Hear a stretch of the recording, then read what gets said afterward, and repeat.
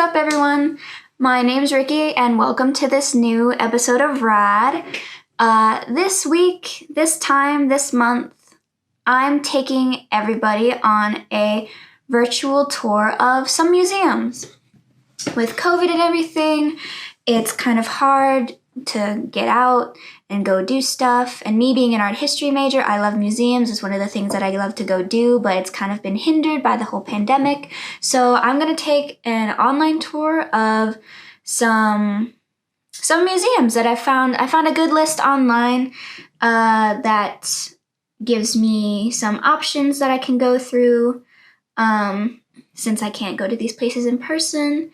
We've got stuff like there's virtual tours through actual museums, like the Benaki Museum in Greece, the Broad in LA, Le Centre Pompidou in Paris, France.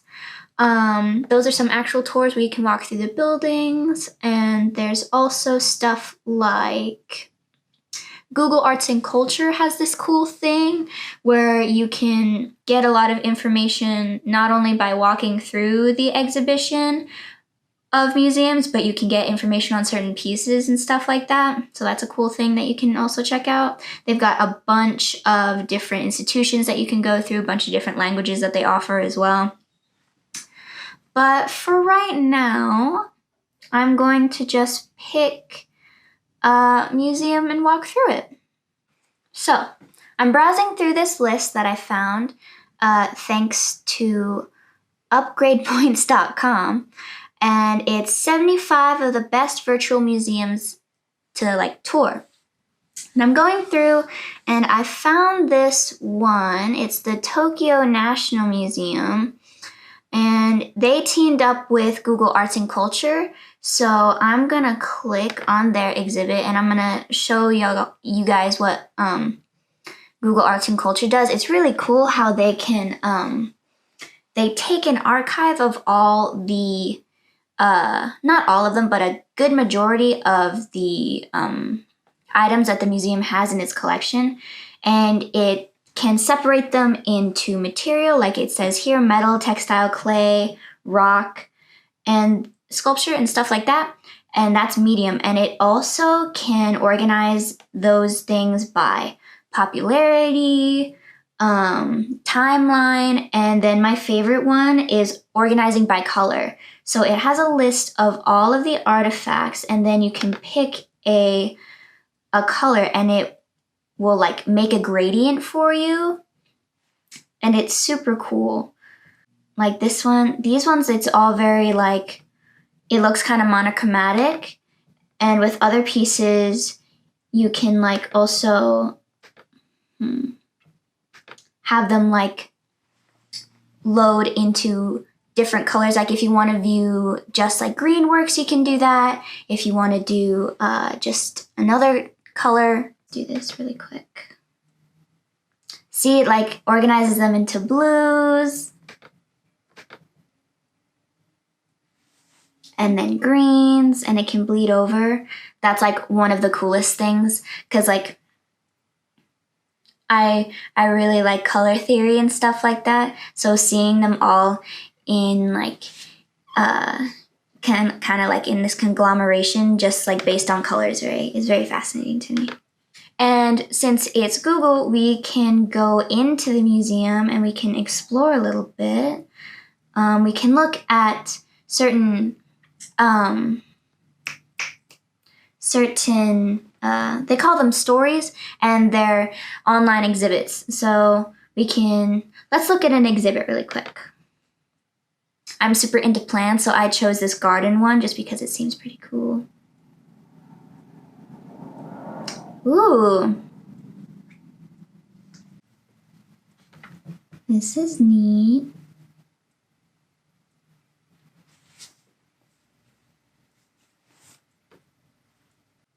A space for pause awaits viewers at the very point where the rampages of brilliant and unsettling colors and disquieting emotions have stopped. I'm a little bad at reading out loud. Its dense black and white forest under a magnificent waterfall helps one to slow down his or her hurried mind and to take a deep breath of fresh air. That's so cool. You can click on the art and it gives you a close-up. That's cool. And it tells you the year and what the name of it is and who it's by. That's really cool. That's a cool piece. Cool. How do I get back to where I was? Whoa, that's a cool piece. Yeah, so this is what Google Arts and Culture has to offer. So those are the stories. And then we actually have museum views. So we can pick one. Apparently they have multiple museums in multiple cities. I'm not gonna attempt to pronounce these cities because I don't want to offend anyone. I only know how to say Seoul, and even then my pronunciation is very, very American. I'm not gonna get into it. Gwachon. That's probably not how you say it, but we're gonna go there anyway. And it dropped us off in front of this cool 3D piece. It looked like it's made of like TV monitors, and we can look up and wow, it's really freaking tall. Holy crap. That's cool. We can walk into these little rooms, maybe? No? Either way, that's dope.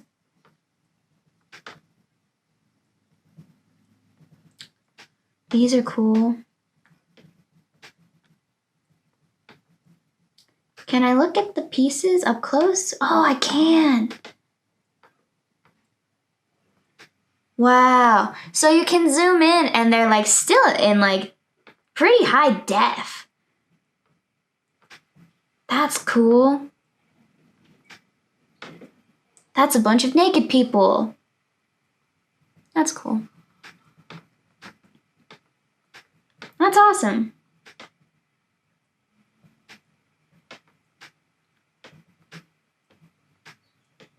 Yeah, so check out Google Arts and Culture. They've got some cool like things that you can explore. And this, I could spend hours doing this kind of stuff. This is awesome. Okay, here we go. It's the Louvre. I feel like everybody knows about the Louvre. The Louvre is one of the very popular museums in France. France has a ton of them, but the Louvre is definitely the most popular. It's got most of the well-known like works, like the Mona Lisa is housed in the Louvre. The Nike of Samothrace is in the Louvre on the top of a grand staircase.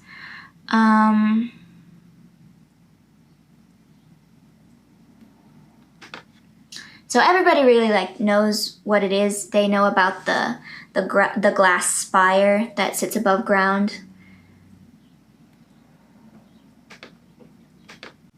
Let's do this one. It says Founding of Myths from Hercules to Darth Vader. It's a petit galerie, so it's a small gallery. I don't know what that means, but I love it. Okay, there we go. Wow, this is so pretty. Wow, it's so blue. Whoa. Le jour et la nuit. Day and night. This is cool. Okay, so it gives you this little map over here so you can see where we are. What are these little buttons? Ooh. Whoa.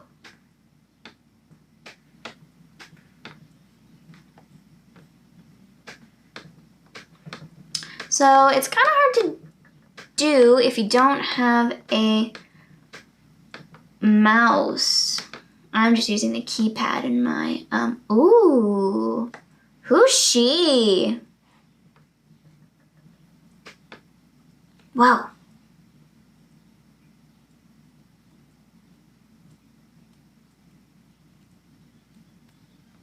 Cool. Go away. Do you tell me anything about you? Look, there's an info button. Whoa. This is cool. I thought I was gonna have to read in French. Ooh. Mainly for children. Oops. That's okay.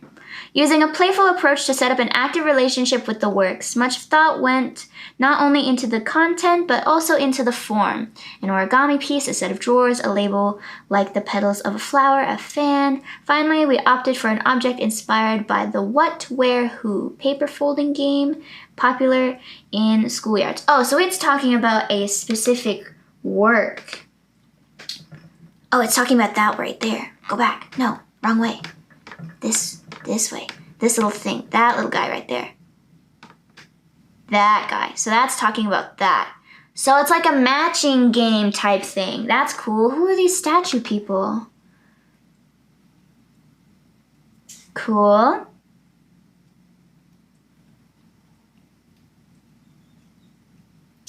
Le visiteur prend alors conscience de la force des choix de lumière qui inflige sa perception de l'œuvre et son interprétation.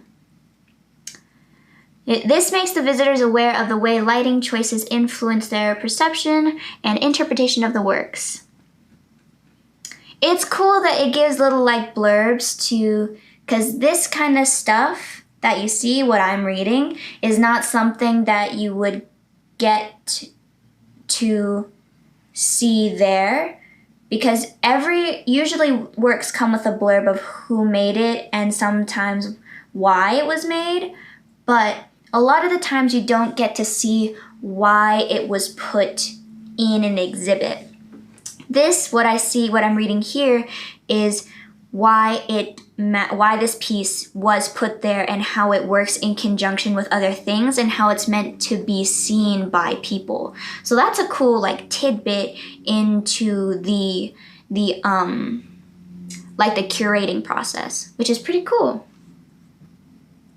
I didn't know it did that. Way to go, Louvre. So how do I get to these other dots? Whoa! Y'all, this is crazy. Can I just click and go? Whoa, that's so cool. This is neat. Let's read this. Whoa. Ils sont grands, forts, ils vont des montagnes. Soulevons les montagnes, sorry. He lifts mountains.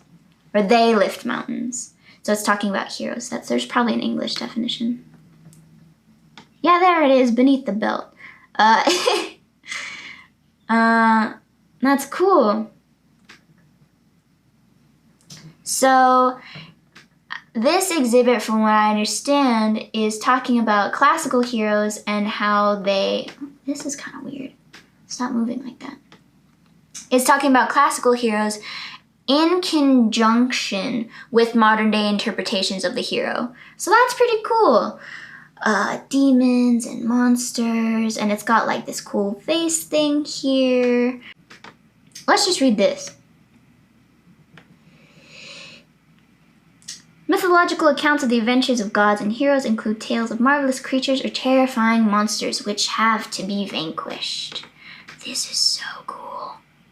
Whoa, there's like a theater in there.